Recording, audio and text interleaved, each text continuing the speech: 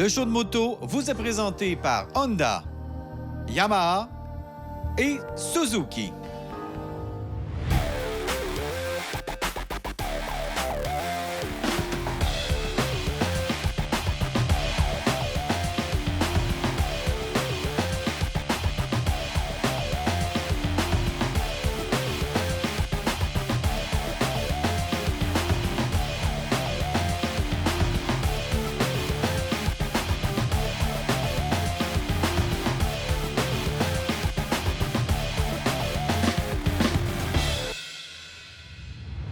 Bonjour amis motocyclistes, bienvenue à cette dernière, mais non la moindre, du show de moto. Cette semaine à l'émission, Cindy Martin m'amène dans son univers Can-Am. On reçoit aussi en studio le grand Manitou de la Trans-Québec Trail, une nouvelle route double usage qui traverse le Québec.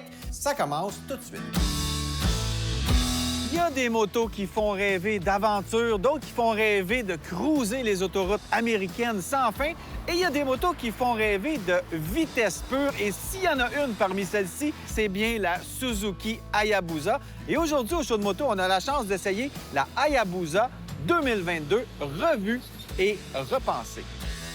Mais d'où vient le Hayabusa? Il faut savoir qu'à la fin des années 90, il y avait une guerre entre les fabricants japonais. Il y avait Kawasaki et Honda qui avaient déjà des motos ultra rapides. Mais Suzuki n'en avait pas encore. Ils ont donc dit, on va dessiner un modèle pour battre nos concurrents. Et ils sont arrivés avec le Hayabusa. Hayabusa qui veut dire faucon pèlerin en japonais, un oiseau ultra rapide. Et donc, le Hayabusa est carrément ressorti gagnant avec, à l'époque, la moto la plus rapide sur le marché.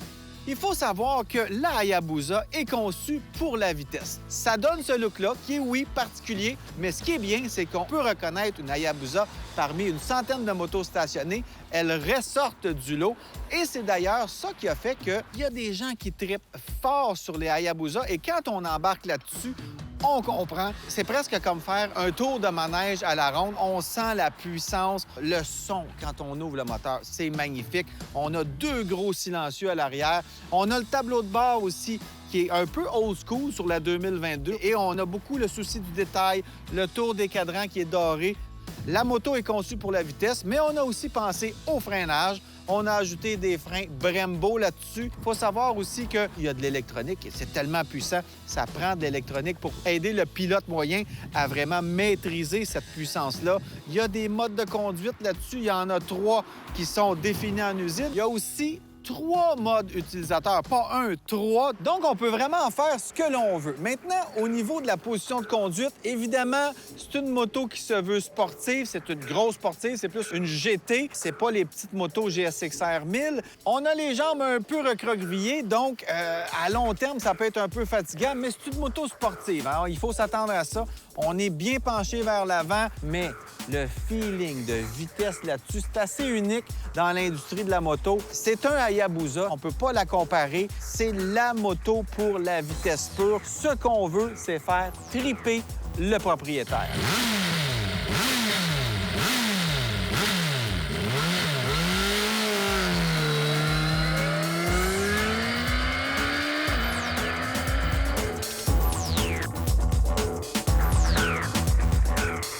Bien sur cette moto-là, si on veut s'en servir pour faire de l'accélération, on a de série un Launch Control de 3 niveaux, donc il va nous permettre de faire le meilleur départ possible avec l'aide de l'électronique. Cette moto-là, oh là là, j'aimerais ça mettre ça sur une piste, même si elle est peut-être un peu trop massive, je suis sûr que je pourrais m'amuser. Depuis que je suis dessus, je me retiens d'ouvrir la poignée des gaz. Écoutez ça.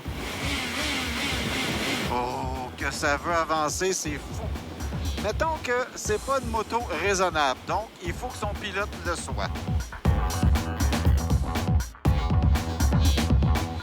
Hayabusa 2022, il faut savoir qu'en fait, c'est la 3e refonte du modèle. Elle est sortie en 98, on l'a revue autour de 2008 et on arrive en 2022 avec plus ou moins la même ligne, mais tout a été raffiné. On a le goût de l'essayer parce qu'il y a la promesse de vitesse, mais il y a aussi, ce qui est surprenant pour une moto conçue pour la vitesse, les suspensions font un excellent travail. C'est étonnant.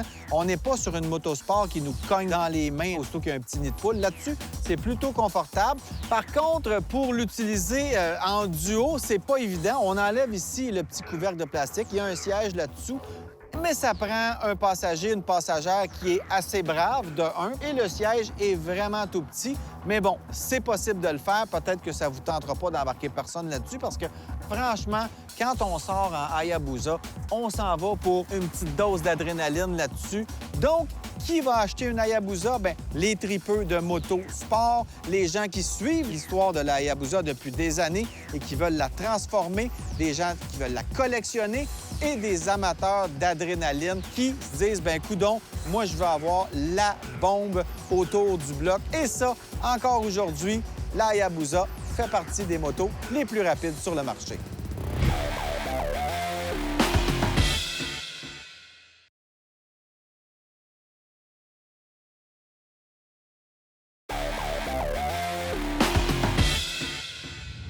Vous le savez, au show de moto, on tripe fort moto et je suis un vrai motocycliste depuis plusieurs années, mais on a une nouvelle collaboratrice, Cindy, qui est aussi ambassadrice Can-Am. Oui. Et elle voulait absolument que j'essaie les nouveaux modèles.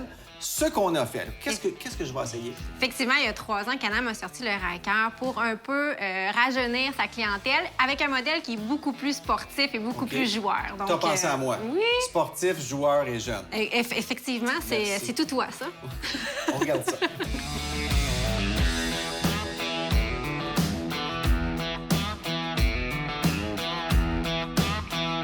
C'est un autre monde, vraiment. Ouais. On va se le dire, là. C'est pas une moto 2 roues, mais tu vas voir. C'est un autre monde, mais c'est le fun. Ça, c'est le Ryker Rally, donc le 900. Toi, c'est le modèle... Ça, c'est un 2020 qui ont pu me prêter. Mais le tien, il est beau. Ça, c'est un 2021. Oui, c'est ça. C'est le 900, OK. pas rallye, là, mais quand même. Puis il y a un 600 aussi. Exactement. Pas T'as rallye. les 3 choix. OK, donc 600 ou 2900. OK. Exact. Alors, les différences majeures entre le Ryker ou Ryker, comme tu dirais, Hey, le Ryker 900 et le Ryker 900 Rally. Bon, évidemment, il y a les pneus. Moi, j'ai vu les pneus. Les roues, je pense, sont faites un petit peu plus solides. C'est surtout la roue arrière là, qui vient Ouais. changer. Là. Le pneu est fait plus pour aller hors des sentiers battus, mettons. OK. Puis il y a un troisième mode qu'il n'y a pas sur le 900 régulier, il y a le mode rallye. Donc la roue arrière débloque. Donc là, on peut ouvrir, puis ben, je dis ouvrir, c'est pas de motoneige, on peut ouvrir et on peut vraiment glisser comme on veut. Ouais. Plus qu'avec le tien? Oui, oui. En fait, en mode sport, là, il n'y a pas Ouais. de traction control. Puis aussi, c'est vraiment simple d'utilisation. Là. Ouais. Ils appellent ça twist and go. C'est que c'est vraiment, tu tournes la poignée, puis, Embarque là-dessus. puis après ça, ben, t'es prêt à partir. Là. J'entends Cindy qui fait des burns au départ. Je pense qu'elle a bien du fun là-dessus, elle. Elle est bien habituée. Bien, Cindy, je dois dire que mes premières impressions, c'est spécial. C'est complètement autre chose que la moto. Ah, ça n'a rien à voir. Mais c'est vrai que c'est confortable. Écoute, c'est no stress, là. Je fais une petite balade. Ah oui. Tu penses pas d'autre chose. Tu fais tout traiter, tu regardes les paysages. Ouais, c'est vrai. C'est pas compliqué. Mais c'est vraiment une adaptation, hein? Ouais. Mais je dois avouer que c'est quand même assez confortable. On n'a pas de souci à se pencher dans la courbe. On a une seule pédale à frein, on donne du gaz, on n'a pas à changer les vitesses. C'est hyper simple.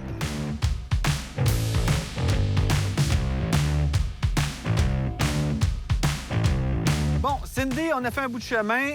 Je dois dire que je suis agréablement surpris. Ah ouais? Parce que la dernière fois que j'ai essayé ça, ça fait quand même 8-9 ans, je te Il dirais. commençait, c'est les premiers modèles. C'était un RT, puis franchement, ça se promenait tout le temps.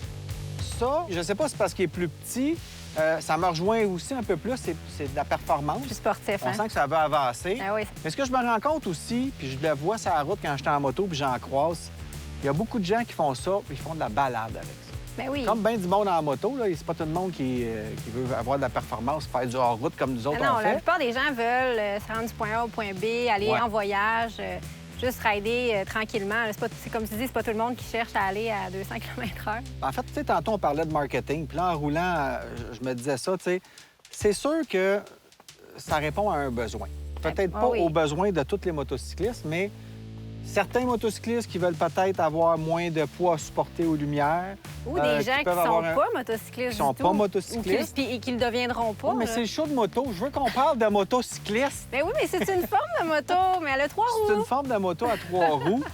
Mais c'est peut-être ça qu'au début, BRP a fait comme erreur, c'est de penser que tous les motocyclistes vont dire on va changer, puis c'est pas de problème. C'est pas la même affaire. Oui, ils ont changé leur marketing puis ils s'en vont vraiment vers les nouveaux adeptes. Je pense que c'est des gens qui n'auraient pas nécessairement chauffé une moto, mais qui viennent découvrir le monde de la moto, mais sous une autre forme. Sous une autre forme. Peut-être qu'ils vont migrer vers la moto aussi, mais c'est quand même tout un pas là, de passer de ça, où tu prends un petit permis, ça prend quelques heures, Ah puis oui, c'est 7 tu heures. peux aller rouler. À faire le permis de moto, là, c'est sûr que c'est un grand pas. Mais c'est vraiment des machines d'ingénieurs. On sent le travail, on sent vraiment que c'est sécuritaire aussi. On le voit dans les véhicules qui font, là, que ce soit dans le motoneige ou le VTT, ou encore ça, ils font attention aux détails. Je veux dire, Ouais. ils ont pensé à tout, puis c'est des véhicules qui sont esthétiques.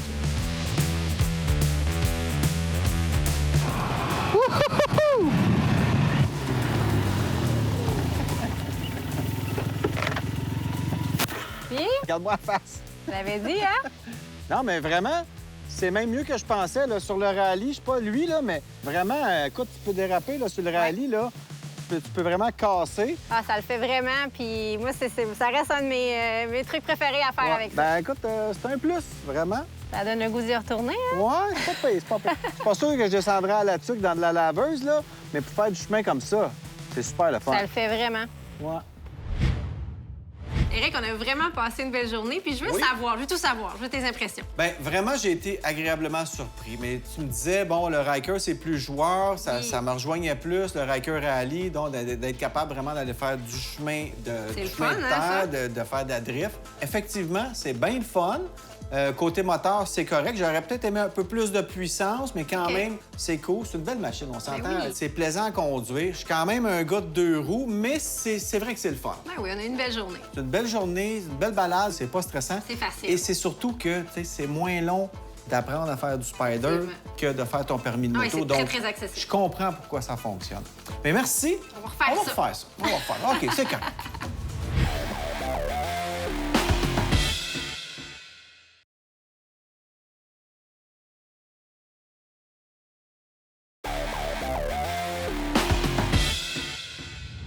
Si vous suivez bien le show de moto, vous allez vous rappeler qu'en début de saison, on est allé faire un tour avec Marc Chartrand sur ce qui allait devenir la Trans-Québec Trail. Et c'était embryonnaire. Mais là, Marc, on t'a réinvité à l'émission pour parler de l'aboutissement de la TQT. Maintenant, c'est à jour, c'est prêt.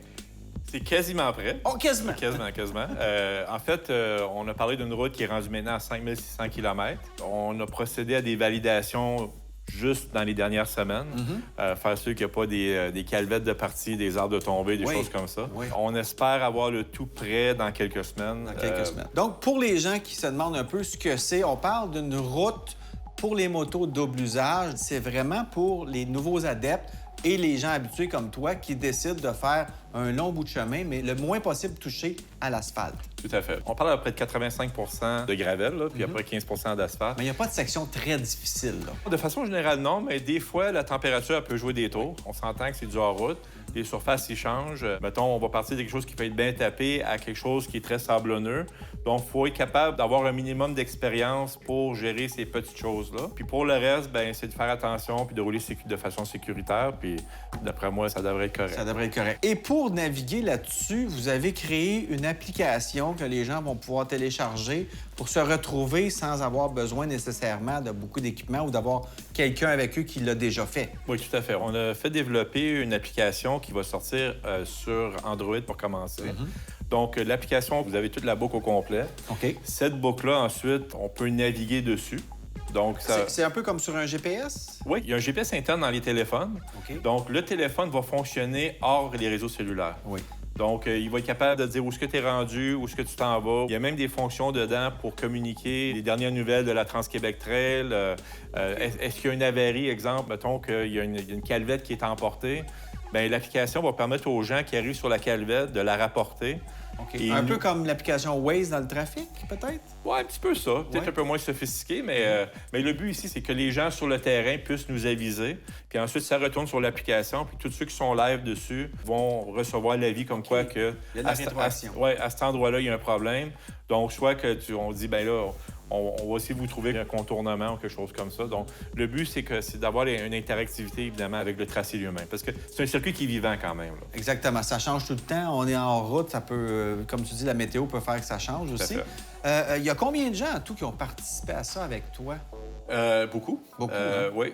C'est des bénévoles? Tout le projet Sentier Trans-Québec s'est bâti sur une OBNL et c'est tout fait par des bénévoles. Donc, il y a des instigateurs comme moi, il y a des gens qui ont aidé au niveau à bâtir l'administration et tout ça.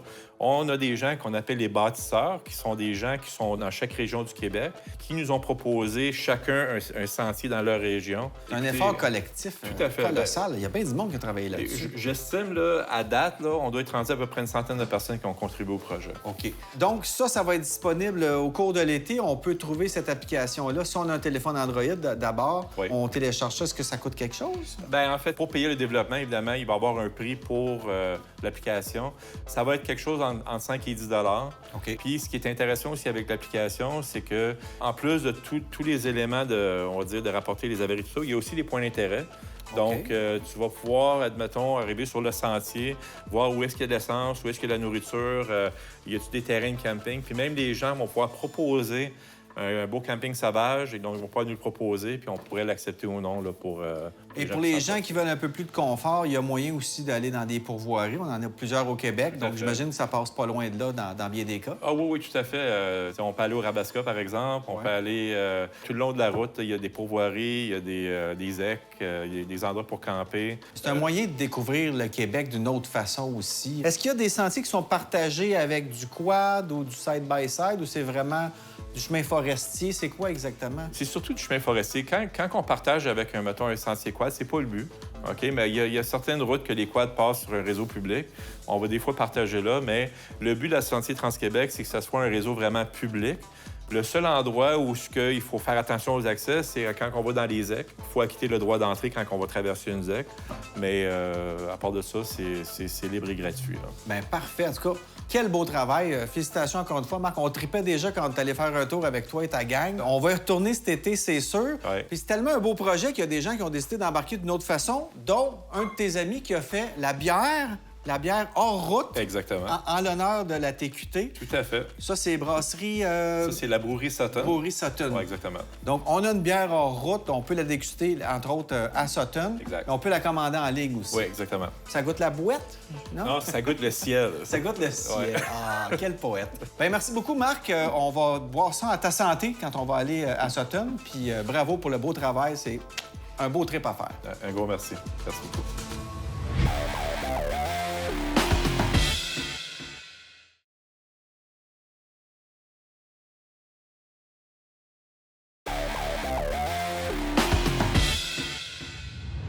On le fait pas tout le temps, mais à moto, on devrait toujours partir avec un petit kit de survie pour sa moto. Et Cindy va nous faire le tour de la question aujourd'hui.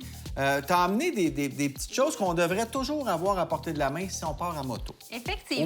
Au moins un dans le groupe. Ben oui, c'est ça, un dans le groupe. Puis effectivement, c'est souvent on part les mains vides. Ça ne tente pas nécessairement de moi, traîner je ça. pars souvent, princesse, je m'en vais, je pense à rien. Mais quand je l'ai ça fait arrive- cet été, j'ai fait une crevaison, j'avais rien. Heureusement, j'étais pas loin d'un garage.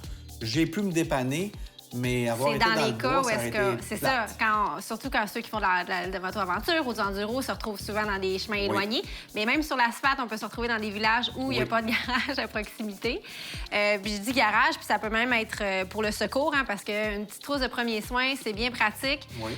Des fois, pour attendre les secours, ça arrive quelque chose, ou encore pour une blessure plus petite, mais quand même qui aurait peut-être gâché notre journée, là, comme une bonne coupure ou. Ça peut peu arriver importe, pour ça recevoir peut un arriver. objet. Et ça prend pas beaucoup de place. Hein? Non. Je pense que ça vaut quand même la peine. OK, ça, c'est Touratech qui fait ce kit-là, là, mais il y en a plein sur le marché. On a pris celui-là. Il prend pas de place. C'est tout petit. C'est ça qu'on va retrouver souvent, c'est que c'est compact Ouais. parce qu'on sait qu'en moto, on n'a pas de Pas place. beaucoup de place. Le kit d'outils. Écoute, il y a des compagnies qui font des kits d'outils pour chaque marque de moto. Donc, tu peux à peu près tout faire sur ta moto. Ça, c'est Cruise Tools qui C'est fait ça, ça. tout simplement avec ça. OK, et donc on a évidemment tous les outils pour chaque type de moto, que Ah ce oui. soit Harley, etc., Yamaha, Honda, on a tout ça. Puis tu peux très bien te dépanner, même à des kilomètres et des kilomètres d'un garage. Ça peut des fois sauver des situations Et fâcheuses. malheureusement, ça vient pas avec des connaissances mécaniques. Non, ça, Donc, c'est... ça, il faut c'est une savoir autre quoi affaire. faire avec parce que, tu sais, comme disait Yvon Deschamps, personne ne touche à ses outils, même lui, il touche pas. C'est ça. C'est un peu mon genre, ils sont tous neufs. Mais ils sont là. On sait jamais. On Ouais, sait jamais. ouais, ça peut être pratique. Une autre chose qui arrive très, très fréquemment, hein, même si on est sur la route ou en dehors des sentiers battus, c'est les crevaisons. Oui. Encore là, il faut savoir si tu as un tube ou pas dans tes pneus. Déjà, faut que tu saches ça. Oui. Si tu le sais pas, vérifie. Puis sinon, il y a différents kits, là, comme on a les mèches qui fonctionnent très bien quand il n'y a pas de tube. Pour vrai, ça, c'est une petite merveille pour l'avoir déjà expérimenté en VTT. Oui.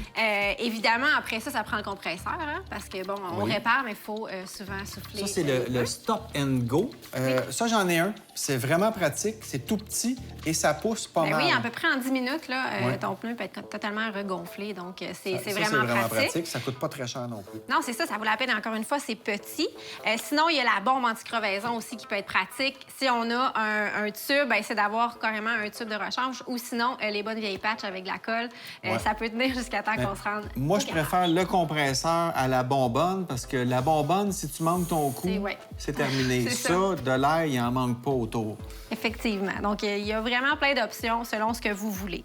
Sinon, si vous en allez pour des plus longs voyages, hein, je conseille toujours bougies, huile à chaîne quand on a une chaîne après notre moto. Des vêtements, on le répétera jamais assez. Il y a des petits kits de pluie là, qui prennent pas plus de place que ça, puis c'est mieux d'avoir ça que rien du tout. Il y a aussi des gants que tu peux mettre par-dessus tes gants là, qui viennent garder la chaleur et surtout contre l'humidité. Parce que quand on a froid ou c'est humide, après ça, on a de la misère à faire nos manœuvres. Puis Oui, c'est dans et ce ça temps-là. devient dangereux. Exactement. On ne contrôle pas la moto. Et il y a ça aussi, Oui. c'est peut-être plus pour ceux qui font La hors grosse route, aventure, double là. usage. Ouais. Ça, on en voit souvent quand on roule en sentier. Un petit InReach comme ça. Il y a même des modèles de GPS Garmin, on en a parlé dans les dernières Oui, parce qu'il émissions. ne faut pas toujours se fier à son téléphone parce que si on n'a pas de réseau, on se retrouve... Mais ça, tu peux un le peu pairer perdu. avec ton téléphone et tu peux même t'en servir pour texter via cet appareil-là C'est par bien fin. satellite. C'est très fin, mais il y a un abonnement mensuel. Mais quand même, quand on le sait qu'on se promène souvent loin C'est des réseaux, c'est pratique. Dernière chose, je dirais de l'eau et de la nourriture. Tu sais, on est habillé souvent très chaudement. Même l'été, on a nos gros manteaux de moto. Donc, parfois, on peut avoir très chaud. On ne veut pas se retrouver avec une insolation ou déshydraté carrément. Et des snacks avec des protéines comme du bœuf jerky ou des noix, des fois, ça peut nous aider à tenir le temps qu'on répare ou que les secours arrivent, peu importe ce qui nous arrive, on sera pas mal pris. Parfait. Bien, merci, Sylvie. On va Ça fait plaisir. on va tester ça, j'espère, très bientôt cet été. Équipez-vous à la maison. C'est ici que nos chemins se séparent. C'était la dernière du show de moto. Je profite de l'occasion pour remercier nos commanditaires, nos partenaires Suzuki, Honda et Yamaha, ainsi que la Fédération motocycliste du Québec. Il y a aussi Cindy Martin, que je veux remercier d'avoir collaboré à l'émission tout au long de la saison. Et surtout, vous, d'avoir été présents, de venir nous parler sur les réseaux sociaux, de nous donner des commentaires, des suggestions. On aime ça. Rejoignez-nous d'ailleurs sur notre page Facebook. Tout au long de la saison, il y aura encore du contenu, encore pour les prochains mois. Donc, on se retrouve là-bas. Et je vous dis, si vous faites de la moto, si vous commencez, si vous recommencez, à chaque fois que vous sortez, soyez prudents sur les routes, mais surtout, amusez-vous. Bonne saison et on se revoit l'été prochain.